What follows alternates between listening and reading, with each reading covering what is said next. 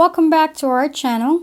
For today's video, I'm going to teach you how you can fix the authorization error on the Call of Duty mobile. Now, to fix this issue, open the Settings app and then go to General.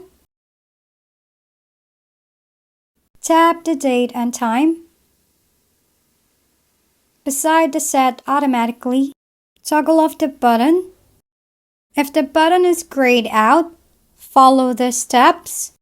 Go back to Settings, then scroll down and open Privacy and Security. Tap the Location Services and turn off the button beside Location Services.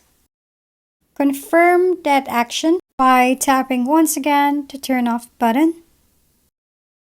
After that, go back again in the Settings menu